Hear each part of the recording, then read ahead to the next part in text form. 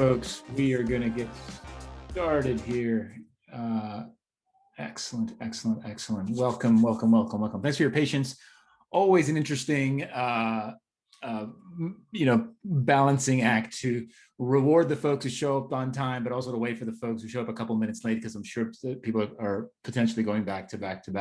Welcome to another Sense and Respond Press webinar. We're super excited to share that we've published our most recent book, Social by Design, by Mark Britz and James Tyer, who are here with us today. I had the pleasure of being the, Sense and Respond Press is primarily a two-person enterprise, Josh Seiden and myself. I had the pleasure of being the primary partner on this book, and super proud of the work these guys did putting together this material. It's really interesting, and I am excited for them to share their work. We're going to talk about their work. They're going to share some ideas, lots of opportunities for discussions and questions from you folks. So please don't be shy about jumping into the chat. If you've got specific questions for James and or Mark, put them in the Q&A box. You'll see there's a Q&A box that Zoom offers, and it's always a good place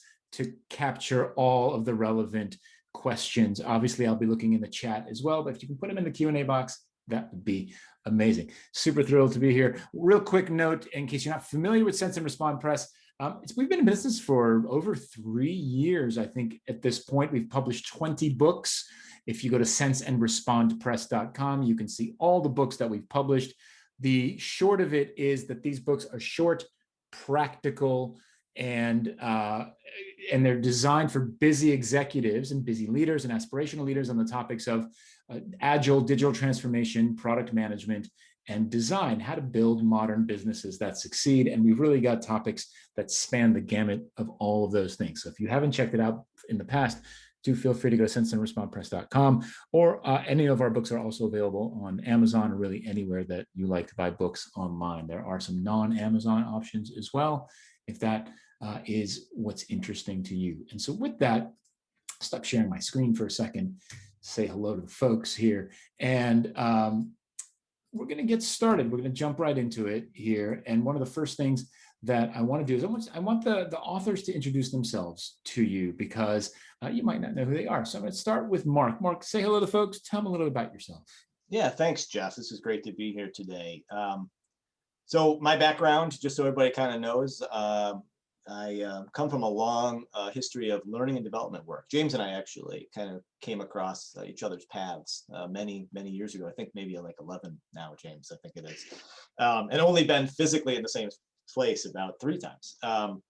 So my career spans, from education all the way into technology, instructional design. I worked for companies like SmartForce and Pearson Publishing, smaller businesses like System Made Simple and Aspen Dental, where I kind of led the knowledge management efforts at those organizations and contributed to their development.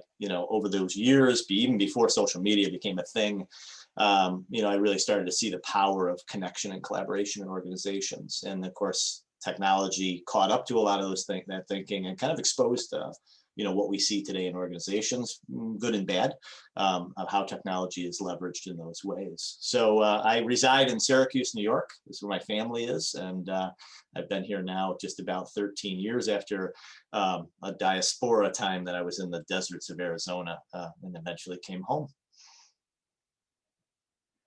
And hi, I'm James. I'm in a very rainy Vancouver today after enjoying a very rare week of mostly sunshine. It feels kind of down. So it's nice to do something like this to kind of G me up again. Like Mark, I started out in learning and development, but quickly got tired of the focus on training and forcing people to sit through e-learning and courses and all those kind of stuff. And quite quickly found a real interest in helping people learn from each other. I still got to play the role of the facilitator, which I've always enjoyed, but wanted to find out, how do you scale these conversations that happen in organizations, which you could classify as learning conversations, but they're so much more. And a bit like Mark, discovered internal social technology, and I've kind of built a career of helping organizations deploy technologies like Yammer, Workplace by Facebook, Slack. It's an endless list these days. And focusing on the people side and what you have to get right in order to make them successful, because too many companies just turn them on and they don't have the impact that maybe they've been promised by the vendors. Ironically, I do some work with a couple of great vendors, Beezy and Soundbite. I'm happy to share that if anyone's interested later. And also applying this knowledge of how to build these big collaborative networks in organizations to sustainability teams to help them have an impact on the carbon emissions of their organizations these days. So I always keep it interesting. I have to keep changing. Amazing. Nice. Thanks, fellas. Thanks for sharing. And look, the book is I really enjoyed it. And I read the book a lot over the last few months. And I really love the topic. The topic's really interesting, especially given the world that we've been thrust into for the last 18 months, and that some countries are starting to emerge from now. And it's a question of how do we create social organizations, and how do we do it deliberately, and how do we use technologies to put that social dynamic to good use, right? To productive use, to build collaborative organizations, to build innovation, creativity, agility, and greater discussion. And it's not really dependent on whether you are a totally in-person organization or whether you are a totally remote organization, or if you're somewhere in the middle. And inevitably, I think we're all going to end up somewhere in the middle once we all eventually emerge from the world of the pandemic. And obviously, it's not just applying tools, right? Because it's kind of like the situation with Jira, right? Like if all you have is Jira, everything's a ticket, right? At that point, kind of similar type of thing. And so I love the book. I love the idea that the ideas that you have in there. And so let's talk about why. Okay, why did you write the book? What was the problem that you hope that the book can help solve? Yeah, James, I'll jump in first on that, because I think a catalyst for this book came out years before the pandemic struck, and that was that there was research done by Gartner that showed about 80% of social efforts in an organizations failed. And the issue around that we kind of examined and researched was much of that fail rate was because people approached social technology first instead of understanding their people and understanding how work was done, and or they leaned into kind of what we call inspirational leaders that could model and engage people, and thinking that people would follow along. But work is a unique context, and it's really kind of when we dismiss the fact that social at work versus social outside of work are very different things, then we miss the mark. And so James and I started exploring this more and more. And the book has three maxims that we use, or principles, that really kind of emerged from our own independent work and our observations and our conversations that exposed us. And we'll get into that a little bit more. But I want to give James a chance to talk about his observation too. Yeah, I mean, there's two pieces. There's the people and the technology that people talk about. And you hear any kind of standard enterprise OCM effort is about the technology. A lot of the change management is about the people.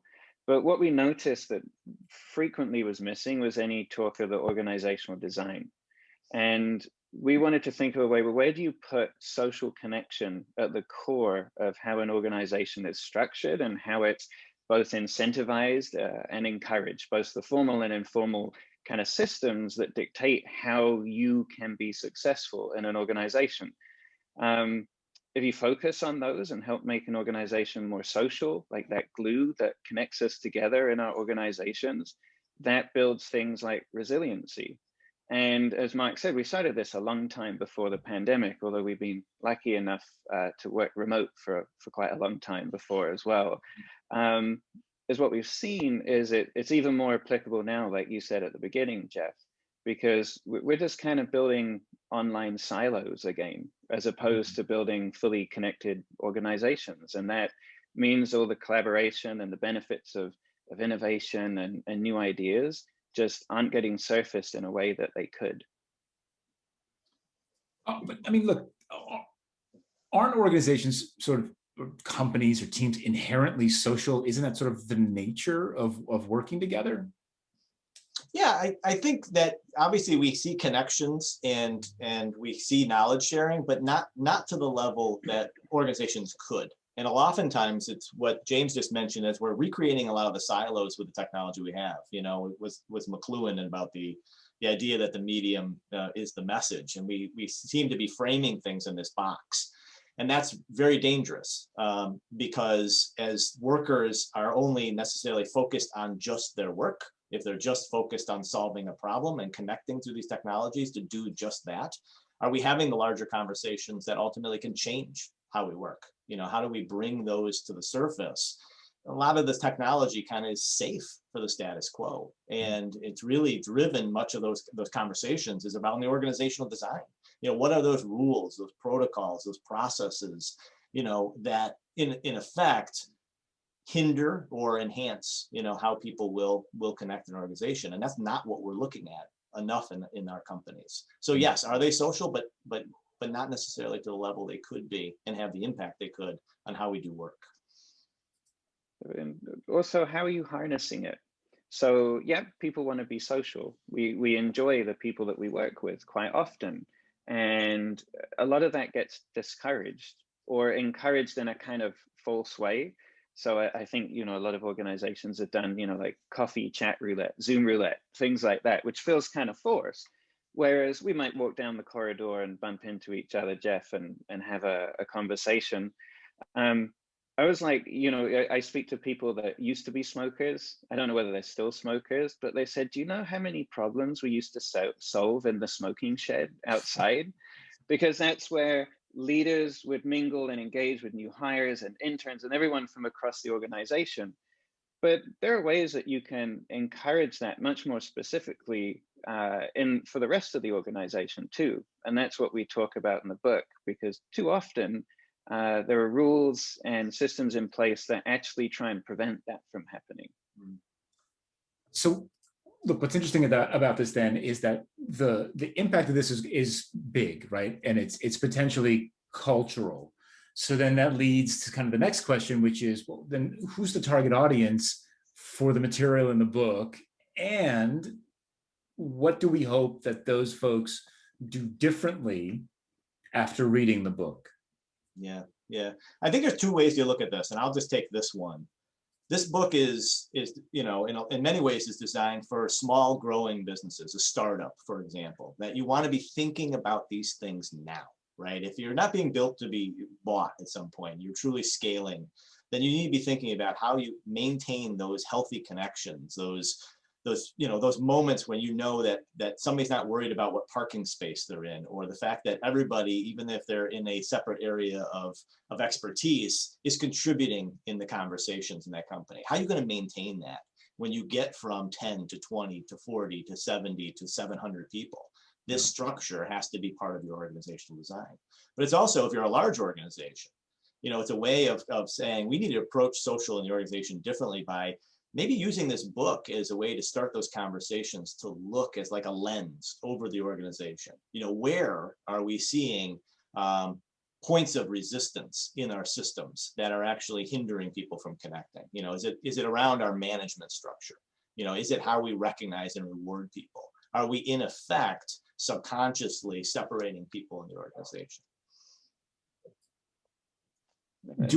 Sorry, James, go ahead. Sorry, Jeff. Well, I was going to say, you know, I spent most of my time working in enterprises. So we wrote the book, almost we had two different perspectives, but we realized how well that they mesh together. And for the enterprise, where you've got your, you know, HR policy group that have put in, you know, massive policies to either try and encourage or stop things from happening. The book really lands well for a lot of leaders as a reflective piece. You know, one of the things we're really grateful, Jeff, that you and Josh agreed to take us on to publish this book, is we really like that idea that you can read it in 40 to 60 minutes and have 10 things that you can go do straight away. So this is for anyone in a leadership role, or if you'd like to do some upwards coaching to your leader, and help you just take one step back for that hour and think about how are we either promoting or getting in the way of some of this good stuff that our people are doing in our organization. And I would guess too that even if you're not in a leadership position, kind of like, look, I get asked this question all the time, right? So, because I promote culture change and process change and organizational shifts, and they'll say, well, Jeff, we have 10,000 people, right? How are we going to change 10,000 people, right?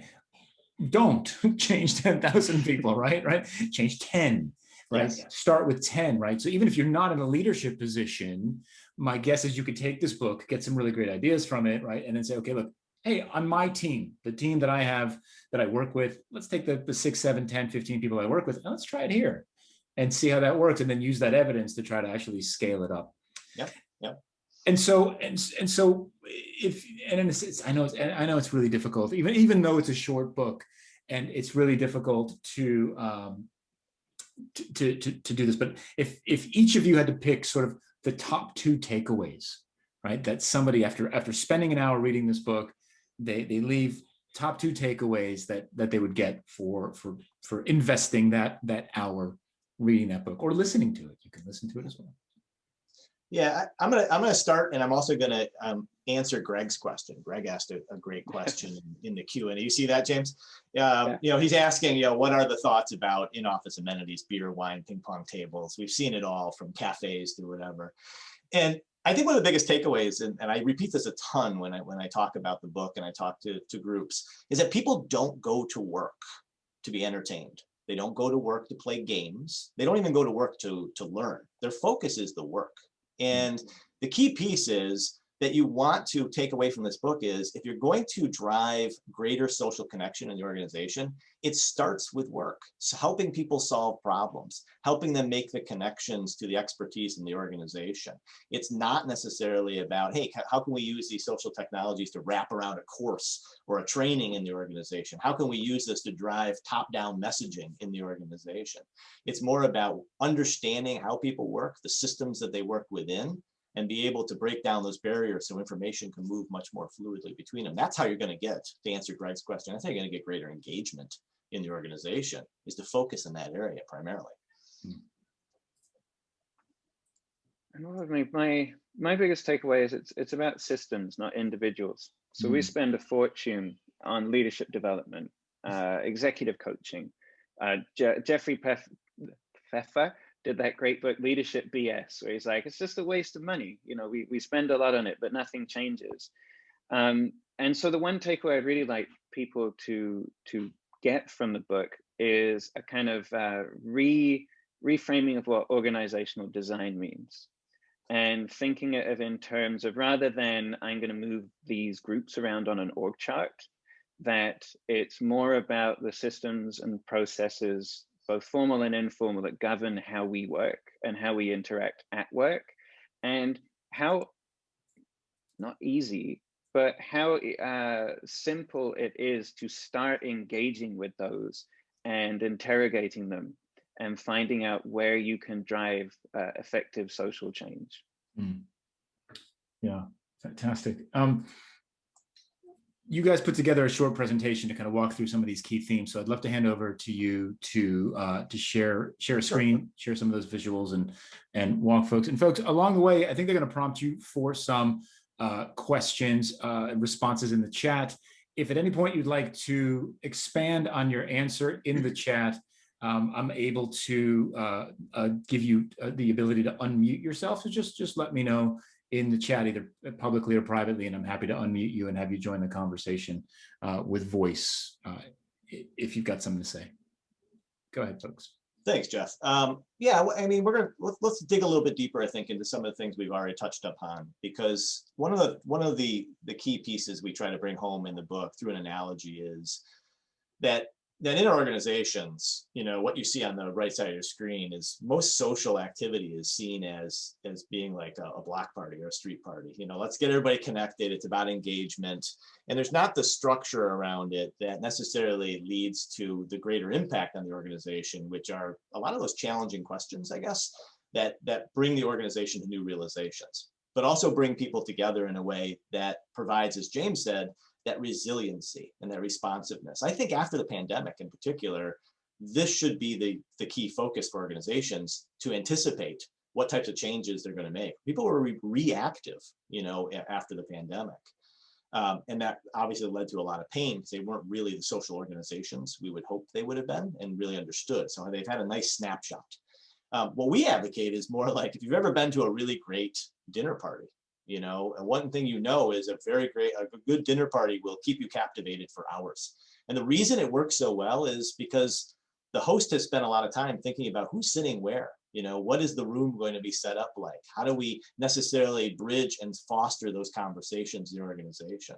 So instead of a haphazardous approach that only focuses on technology or inspiration, I think the key thing is to focus more about the organizational design, as we keep saying, you know, what are those systems that are in place that can either bring people together or possibly separate them? James, I didn't know if you wanted to add a thought. Oh, you're on mute. I was reading the next question coming in. Yeah, please. Daniel asks, working at large enterprises, thinking about how we can maintain or increase collaboration and connection between remote and in-office members of teams, how can we take the best of remote and in-office and make them work in workshop settings or just plain daily work? I think this goes well to the dinner party analogy, in that I think you have to help leaders structure those conversations and help facilitate them. And a lot of the book that the stuff we included is advice for leaders onto how to encourage conversations, how to take part in conversations, how to facilitate conversations, because quite often those are skills that leaders lack. And so it means rather than just having meetings for meeting's sake, it's being much more mindful about what are meetings for, who am I going to sit next to who's offline, who's in person, who's going to be on the screen at the front of the room, and how can I make sure to include them all? And, you know, if some of you are wondering, well, what do you mean by a system or a process that might get in the way of this? One that we always kind of pull upon, because we learned about this from Culture Amp, who are an employee engagement kind of unicorn these days, is if you want your sales team to be collaborative, can you just incentivize them individually? We both experience this, and the answer is probably no. If you're gonna, it's only a simple monetary incentivization there. But if you want people to collaborate, and you tell them to collaborate, and your internal comms and HR people tell everyone they should collaborate, and leaders say they should collaborate, but really your system means that you're not rewarded for collaboration, that's just one simple example of the kind of thing we're talking about. And I know that we have a slide that has some more examples as well. I think too is if you're not familiar with Kinevin, the Kinevin framework by Dave Snowden, you know, he talks about these habitats, and this can be applied to individuals, can be applied to organizations, even governments as they approach the particular places they're located. But the reality is that not just because of the pandemic, but just human interaction is complex to begin with. And what we advocate a lot is that in the book, this is the beauty of it, I think, too, is that we're not being prescriptive. You know, there's not one cookie cutter approach to every organization. Go and do X, and it's going to solve your particular problem. You need to be respectful of your culture, you know, how the organization actually works. And with that in mind, we look at it saying anything you're trying to do and change to build a much more connection and collaboration in the organization, you have to approach it like we need to test the system. You know, and I think what Dave Snowden presented here with Kinevin is, in a complex environment, we probe, sense, respond, right? It's try something, get really great data, and then make a change and try again. So what that does, it kind of exposes your systems. Don't just necessarily do something to start and scale change in the organization. Let's see how the system responds, how the culture reacts to change. Often what we find is, I've had leaders in the past, you know, pose some really compelling questions to the entire organization, and they're happy with the impact that it has, right? And how they measure that is, oh, we had this many likes, or we had this many people say thank you for that. But they don't look deeper at who is responding, how soon they responded, what was the nature of that response to indicate what system was at play. You know, how was the hierarchy, in a sense, responding to that? Is that really what you want to see in the organization? And then from that, can we change it? Definitely. I'm guessing in the audience here, Jeff, you're probably noticing the framework and seeing why we found Sense and Respond Press so easily as well. I guess in the audience probably gets a lot of this, given the lean and agile stuff that that you guys have talked about for so long. Yeah. But especially in big or enterprises, we're always working off maybe complicated, but really simple. It's best practice. And how do we scale a best practice?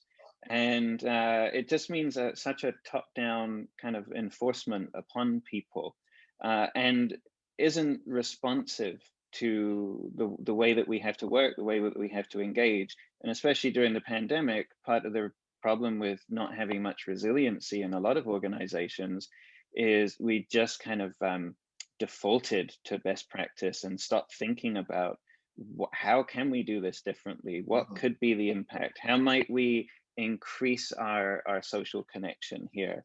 And a lot of that comes down to, unfortunately, leaders who just aren't prepared for these kind of conversations.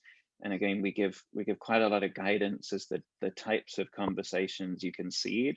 And as Mark said, what are they showing up? Not just literally what responses you get, but a lot more depth than that too, almost like an X-ray on your organization.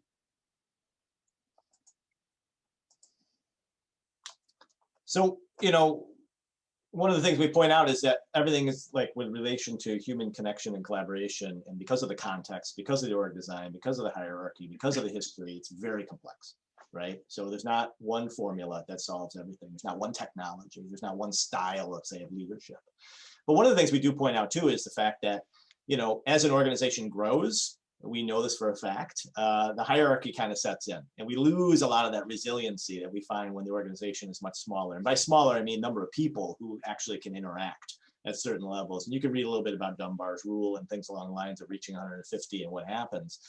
But the thing is, with technology, we do believe you can augment that progression. And what we warn in the book is there is social atrophy. And it's kind of looking out for those particular warning signs to know, where are you in the process right now? You know, what are we losing as we grow as an organization, the disconnect that takes place? You know, the pandemic was this huge diaspora, you know, as people moved out of central offices. And that's a great indicator of like, well, how do we handle this now going forward? You know, we have this information.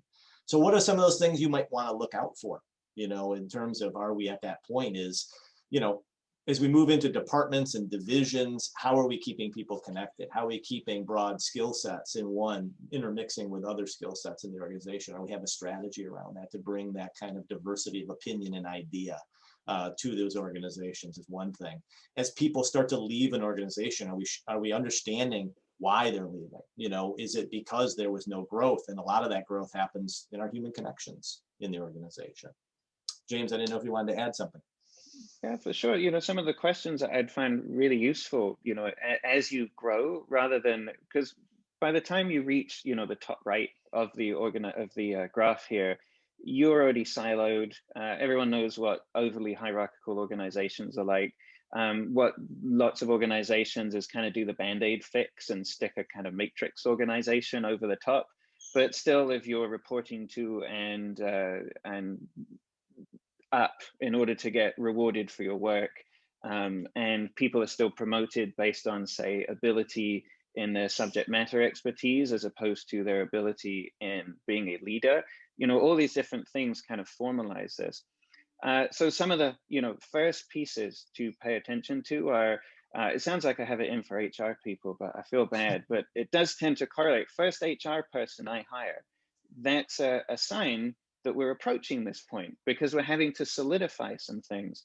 First time that we hire our first layer of middle management, that's a sign that we're starting to solidify things. So how can we look at more holistically at all the policies and processes and procedures and systems that we'll need in order to scale our company, and from the outset, think about how we avoid this point of social atrophy. One of the things too is the fact that, you know, we have a habit in organizations to rush to technology as the savior, as the solution for all our ails. And what we miss out in is the fact that if the organization itself is not transforming, is not advancing, not becoming much more progressive, then those progressive technologies tend to fall short. We use this particular image to kind of reference that, because yes, you can get the most whiz-bang technology in the organization that by design should help increase collaboration and communication in the organization. But if your particular policies and procedures, your hierarchy is so rigid, you're only going to see either evolutionary growth or no growth at all in the organization. I mean, I've seen this firsthand myself in one organization where the actual process was being changed in the organization, but there was no communication, no ability or even interest in communicating when they had the technology to do so. And so the effort actually fell flat because they didn't have the input from the actual, individuals in the organization who would be asked to perform differently in the organization. So I really like this this table, because I think a lot of what's pitched by tech companies is everything's revolutionary, and it's just not the case. I'd love it if you could all put in the chat which social technologies you use at work, and I'm sure we're going to get a lot of Teams and Slack. And it's interesting, so a team like, a technology like Teams pitched as revolutionary, new ways of doing work, and really it helps us chat and organize some conversations and put our files in different places. It's not really revolutionary. It's an evolution. It's easy to go from email to Teams with a bit of prodding and nudging and getting the curmudgeons over to trying something different. There's always a bit of behavior change. But a tool, some tools, enterprise social networks, we've had them for 15 or longer years now. Something like Yammer, Workplace by Facebook, back in the day, Socialcast, those kind of things. They really could be revolutionary if they were used properly, because they start as a big open space that has everyone in an organization in that one place. But what tends to be is the leap is too large for an organization to take advantage on it. So we always get asked, why is no one using our Yammer network? And really, that's just, Mark's always had the great term, it's an X-ray on your organization. This is how social your organization is. The tool's just kind of showing it up. And on the flip side, if you're, a startup using Slack, and I think it's on average, 200 interruptions a day from something like Slack, maybe there needs to be, using that information to build in some quiet time for people and some downtime. It may seem antisocial from what we're talking about, but these tools give you such a lot of information if you think about them a bit differently rather than literally what you're seeing on the screen. Yeah, I'm just going to add to that too, James. I think one of the risks, of course, and we talk a little bit about this too, is that the vendors market is really focused on adoption of these tools. And be careful, because adoption has a connotation to it. If we say we adopt something, that means it's just become part of who we are. It's a big piece of the puzzle. But to a vendor, it means, did they log in one time in 30 days? Is that really ultimately what you want to define your organization as being social? These are questions you have to ask, and set aside those dashboards and really focus on what the business needs, what the individuals need, not what the technology is trying to dictate what you need. How are we doing for time? Because Greg just asked another cool question. We've got at least 20 more minutes, so plenty of time. Okay. Greg asked, do we ever walk away from an opportunity when we sense that leadership or middle management is diametrically opposed to your perspectives, recommendations, and seemingly intransigent? If not, what kept you engaged? To be honest, it's probably every engagement that you'll find one leader who is like, we really want you to do this. It sounds great. And then you explain, well, this is what it will take. And they go, oh, shit, no, maybe we don't want to do that. Mm-hmm. But the challenge and the enjoyment I get from it is back to that Kinevin slide, the probe, sense, respond, is that the challenge of finding ways of taking this messaging and not literally putting up the same slides to another organization, but just finding what are those small threads you can start to pull on in the organizations. So it helps, of course, to have a kind of first engagement, fixed fee kind of thing. But it's the challenge, Greg, that keeps me engaged. Yeah, I'd say too is that, when you do have a progressive leader and you have an advocate, and I've had those before in certain situations, they can press all the right buttons and accelerate, the change that you're trying to put. There's no question about it. But when you don't, and there's those questions, then the work becomes to start very small. You need to have proof of concept around some of the transition. And even Jeff said at the very beginning, sometimes you start over here and you have, you know, opportunities to kind of spread that as it grows, to scale that particular piece. An approach I've used before is much more about what I refer to as kind of ground cover. If you're in a gardening, you know, if you plant ground cover, the idea is you're planting little plants here and here, and they kind of grow together over time. So it's a little bit more of a slow growth, you know, movement, but you find those natural inroads so that you can actually build that proof of concept that convinces that leadership, you know, that there's something here. It takes a little bit longer, but it can be very effective. And Daniel asked a question or made the comment, it's always middle management, sad face. And Jeff said, yeah, it's true. And I think it's one of the reasons that the systems are so important is how are middle managers hired? How are they trained? How are they rewarded? How are they recognized, which is different to reward. And if you look in a lot of that, Daniel, you put your threatened muscle memory, but there's a reason that they are socialized to that in the first place. And a lot of those socializations are formalized into policies and procedures. And I know this is, you know, getting quite deep into the organization structure and how things happen, but that is the stuff that we're talking about. It's not them as an individual person. It's just how they've been formed by being in the organization. And that's what we see as the organizational design that needs changing, not that, you know, their group gets picked up from one part of the org chart and stuck under another leader, even though of course that might have an entirely different impact. Yeah, and I've actually, funny thing is, I've seen the opposite. I've seen managers be very receptive to any of these efforts, especially when it focuses on the work. You know, if they can change and the work accelerates and the work improves because of the way the social behaviors are happening within their particular team, I find that this can spread much quicker between managers and moves much more virally. A lot of organizations always talk about, oh, we have to have leadership buy-in. We have to have leadership, you know, involvement in this. And they're really talking about the CEO. Most employees are not looking that far up the food chain to drive their decisions on what they're going to do or not do. They're looking to their managers, right? These are the ones that hold the keys to their success and their advancement. So if you can make that change at that level, I think it accelerates things, or it has in my practice.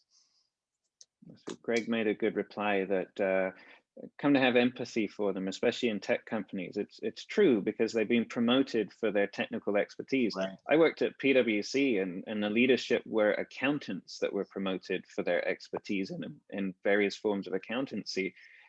Didn't necessarily make for the best leaders. So yeah, again, what we're saying is take a look at why are people promoted for that? If that's not what you're actually looking for. And I'm guessing most top leaders would say, well, that's not the type of leader we want. But it's a kind of exactly what we're saying. You know, and this slide here wants to talk to just a couple of things. There's really truly, when it comes to conversations at work, there's work or there's conversations that actually serve to complete the work. And we're finding now, and I think dangerously so, that the most popular tools out there in large organizations are like Microsoft Teams or like Slack, where people have these one-offs, ephemeral, solve the problem in their work in that exclusive space, and then move on. So it does allow for people who are in a hybrid situation or fully remote from the organization to connect around the work. But what's often lost is nobody's having the conversations that change work, right? Because that takes diverse opinion and perspective when people can coalesce around it. And that has to be sponsored and open in an organization. That transparency is so critical. So it's one of those things to say that they have their place, but all these tools at the core, you know, if you're using Yammer or Slack or Teams, and the list goes on and on, they really just solve three things. They build community, they improve collaboration, and they increase sharing in the organization. So pick your poison. But the point is that some of the smaller tool sets, I think, are safe for the status quo. It allows for these silos, like the work happens here and over here, and the higher levels of hierarchy will make all the decisions. But really, it's where these tools like Yammer can allow for the broad conversation in organizations that's not getting as much attention as it once did. And, you know, one point we make in the book is, you know, big conversations are critical in an organization. Obviously, the slide here, people are very familiar with the scene, but a lot of people don't know is, before that maiden voyage of the Titanic, people knew, right? People knew that the weather conditions were not appropriate. People knew that the steel was not the strongest on the ship itself. People knew there were not enough lifeboats, but they did not speak up because the hierarchy of the time, the idea of authority, kind of they refrained from doing that. It's not what you did at that time, and this is dangerous for organizations. We've seen issues around Enron and Volkswagen, for example, or Wells Fargo. People knew. And what held them back? Quite possibly the systems that were in place. And one of the things we got a bit of pushback from once is we wrote an article that said for these companies, the way that they responded was more akin to moving the deck chairs around on the top deck of the Titanic rather than any meaningful change. And we see that a lot in organizations. They're like, oh, we want a more social organization. Let's just move the pieces around on the board and hope that it comes out differently, even though we've done it 10 times before. So the big picture for us is that, it's the idea that systems, if we change the systems, right, new behaviors emerge. And when people over time, are engaging in different behaviors in the organization, new beliefs about their role, their impact, the nature of the organization, the actual culture changes. The problem in most organizations is we start mostly on the right-hand side. We try to change beliefs. There's new edicts are put down, posters are put on the wall, new mission statements are crafted, and that's supposed to change things. But if we start more about understanding what systems in particular drive why we do what we do, some of them are visible, some are invisible, some are unconscious. But they exist, and they change how we perform or how we interact in organizations, who we'll interact with, how we'll talk to people in an organization, and what we will talk about. I mean, I always love the whole thing about the water cooler conversation. You hear it more and more now. Oh, we lost the water cooler during the pandemic. This is terrible. But many people don't remember too, is like when the water cooler was there and the manager walked over, everybody scattered. So there was something wrong with the system, right? So the water cooler mattered to a point. And this has to change. And just back to that slide really quickly. I know I mentioned it earlier, but we spend so much of our time on the right-hand side. So Mark said, imagine the amount of change management effort and money that is spent on affecting beliefs, or the amount that's spent on leadership training and coaching and all those things to affect behaviors, all of which are asking people to do things differently than the organization is set up to achieve. And this slide here, again, it's a great opportunity in the chat if you want to contribute, because these numbers are a little on the arbitrary side. Again, they're hard numbers, they're questionable. But the bottom line is today, what we see, James and I have seen, is heavy investment in technology to build collaboration. Smaller, but still significant about leadership and their role in this. And so little attention placed on the organizational design. Again, those elements, things like management and things like recognition and awards, your knowledge management philosophy in the organization and technology that supports it. What we advocate, of course, is that this has to be a redistributed, that if there's more attention placed on the system, then people change and the right technologies are used in the right ways versus starting the opposite. So I'm very curious in the chat, if anybody wants to chime in, is, how do you see your distribution of these three? And while you think about your answer in your organization, we can kind of continue the conversation, and we'll be looking over there, just for the sake of time. So James and I, when we started writing the book, we initially had about 10 particular observations from our own experience, our conversations, the work that we had done. And it really came down to being refined around these three. That social starts with people, not technology. There's a focus on conversations to create movement in the organization. Real movement in the organization takes conversation. And you have to accept that you can't control social. So James, I don't know if you want to elaborate a little bit on these without giving too much away, of course. No, I'll elaborate just on the middle one, that we're saying conversation creates movement. All change starts by people interacting. You can't force change. You can't make people change. A bit like we had the dinner party analogy. Let's go for a running group. If you want to improve your running time, or even if you want to get started, it's much more easy to do it with other people. And conversation creating movement doesn't have to mean that it's all positive either. As we talked about all the companies that became engulfed in scandal, the ability to host negative or constructive, perceived as negative conversations is just as important to move your organization.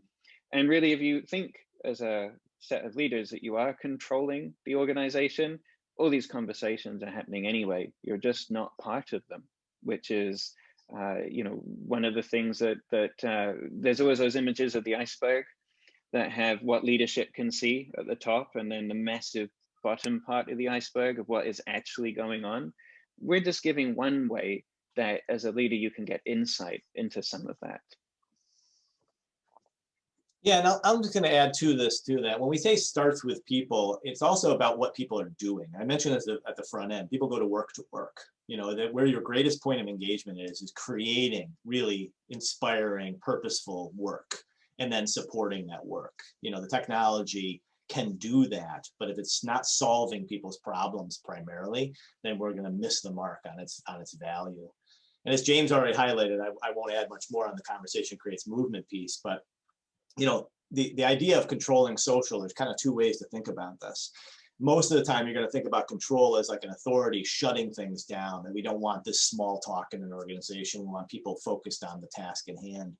But today, we're also seeing there's just, I think one of the most dangerous is just general apathy by leadership, that we have this technology, let's say, to connect people, but that's for them, right? That's for the workforce. That's not for me. But you're not really creating that company as a community, unless all people are involved with all their expertise and information. So, org design, one of the things I like to say too is that it's not beyond reproach. When you hear about org design, everybody thinks, oh my God, it's way above me. It's too involved. And I think the fact of the matter is, when you really boil the elements down, which we have here, and there's different models, STAR model, whatnot, they all kind of coalesce around this similar idea. Business processes, knowledge management, recognition, rewards, which we've talked about at length. So I'm just curious, as you look at some of these, what we're trying to propose to people is there's social elements to all of these, and each of these actually impacts the ability of people to connect and collaborate. When you look at this graphic and you think about your own organization, where, might you institute or push for an examination and possible change in that space to increase connection and collaboration? In my experiences, it's always been around knowledge management. If we can obviously change how we perceive learning in the organization from a move from courses and classes model of training to connection of people to share information and ideas more liberally in the organization, we've now created a different paradigm around knowledge management, which also creates greater social connection. So if you'd like, in the chat, do you see an opportunity in your own organization that would be the weak point, if you will, to start with in your organization to bring about change? I'd love to hear that. James, do you have other examples? I was also going to ask, which one do you think you've kind of fallen afoul of, where you've tried to drive some change and you think this got in the way? And another way to think of this diagram is I was thinking of it, it's a nice overlay onto bits of the balanced scorecard or the business model canvas or lean canvas or any of those things. If we're wanting to achieve what we've mapped out on our canvas, are we all aligned that all the social pieces will be a part of that as well? Yeah, and I think one of the big ones that jumps out for most people in this space is recognition and reward. How we recognize, formally or informally, will inhibit or expand how people connect to the organization. If we are recognizing individuals over teams, then we're going to see a lot less people sharing information because they're looking for how do they achieve in the organization versus how do we achieve in the organization. Making a modification about recognition and rewards can really open up more social connection and movement of information and ideas.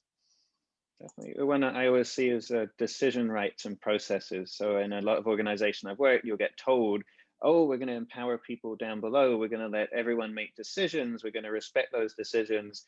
And then when it comes down to it, everything zips up to the top And for example, I've had a CIO make the decision, every design decision on a new intranet is something that I've experienced. Apparently he was happy to pay all the change order requests, which amounted to a lot. But it was initially set up being, those of the people who have the expertise in the organization are going to make the recommendations that we just sign off on, and we're going to trust them. But I guess one thing that everything we're talking about here is the more that you can focus on the things we're talking about, the greater the trust in the organization, which means the greater the resiliency as well.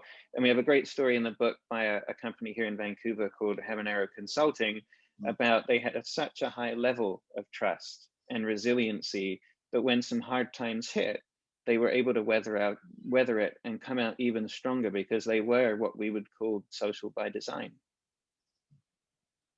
And so that's the difference. I think, this pretty much the last slide for us is, a warning, that you can't let the vendors drive the conversation around it. It's not a technology issue, right? And consultants who come in typically will focus on either the technology or leadership transformation, which we've seen numerous times.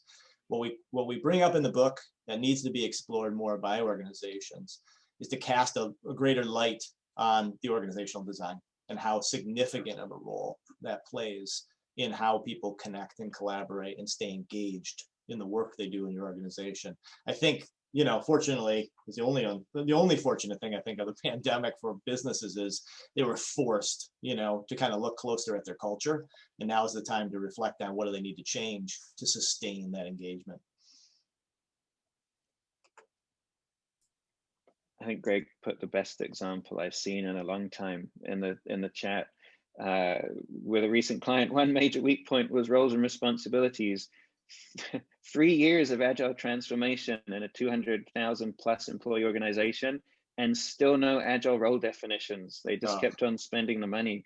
Yep. Oh, Greg, that's painful. Amazing. I'm going to stop sharing there, and I noticed, Jeff, that we have about 4 or 5 minutes remaining in this session with you guys. So if there's any specific questions or thoughts to add at this point, this would be a great time that James and I can engage in that. Yep. 4 minutes left, folks. Just any final thoughts or questions for James or Mark about anything we've talked about so far? There's been a nice lively discussion in the chat as well. I pasted a link to the book a couple of times in the chat as well. So if you haven't picked up a copy, please do. And if you do pick up a copy and you do read it, one thing that we all appreciate as authors very, very much is a review. Even if you hated it, a review is good. I hope you don't hate it, but nevertheless, reviews are always helpful. And so this and give it a read. Let us know what you think. We if you have any, like I said, if you have any other questions, please do put them in the chat. I will say that this is the last Sense and Respond webinar before summer. We're going to take a break for the summer. We've got 3 books coming out in the fall, coming out around design thinking, decoding CEOs, and the third one escapes me for a second. I apologize for that. But we'll be starting these back up in September. So folks, thank you very much for attending, for participating, for listening. This has been recorded. We will capture